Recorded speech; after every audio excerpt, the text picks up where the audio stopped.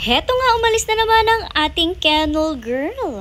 Hello Pack members! Welcome back to Husky Pack TV! Alam niyo ba doon sa video natin na nakapasok ang Pack members natin doon sa ating mga rescue, ang dami na nagsabi sa inyo na siguradong sisibakin daw ang kennel girl. Dahil nga hindi niya naisara ng maayos yung gate kaya nakapasok yung ating Pack members. Pero syempre, honest mistake naman yun at hindi nga natin siya sinisi at all. Although yun talaga yung reason, pero okay lang naman yun sa atin since honest mistake yun. Wala naman tayo magagawa doon, hindi natin may ibalik. Pero eto na nga, palis na si Ate Ina nyo ngayon pero hindi yun ang reason guys ha. Siguro sinasabi nyo, naku, sinibak nila yan pero hindi yun ang reason guys. Heto nga, explain ko sa inyo kung bakit kinailangan ng umalis ni Ate Ina nyo. At syempre, alam din naman niya na explain namin itong reasons niya.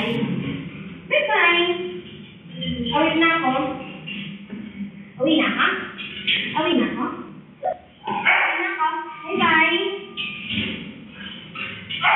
Anyways, ayun na nga, nagpaalam na siya sa ating mga pack members. Bale, eto na nga yung reason ni Ate Ina nyo, guys. Alam nyo ba, matagal naman na talaga naming alam na soon ay aalis na nga si Ate Ina nyo. As in, noon pa niyang kinausap si mother na alis nga daw siya ng October kasi nga meron siyang trabaho na inaantay sa resort. Kumbaga, etong trabaho niya na pagiging kennel girl, kinuha lang talaga niya to para kahit pa paano may ginagawa siya. At syempre, kumikita siya habang naghihintay siya doon sa isa pa niyang trabaho. And by October nga daw, mag-uumpisa na yung trabaho niya sa resort. Kaya naman, expected natin October aalis na siya. Pero hindi namin na-expect na mapapaaga nga yung alis niya kasi nga bigla na lang nagsabi si Ate Ina nyo kay mother kung pwede nga daw ba siyang kausapin. Noong kinausap nga ni Ate Ina nyo si mother, bale ang sabi nga niya ay kailangan na nga daw niyang umuwi din kinabukasan. Uuwi nga daw kasi sa probinsya nila ang pamilya niya at hindi siya magpapaiwan. Kailangan rin nga daw niyang umuwi since medyo matagal rin nga daw sila doon. Tapos dahil patapos na rin naman ng September, mag-October na rin, hindi na rin nga siya babalik. Sa halip nga na mag-absent na lang siya para makasama sa pamilya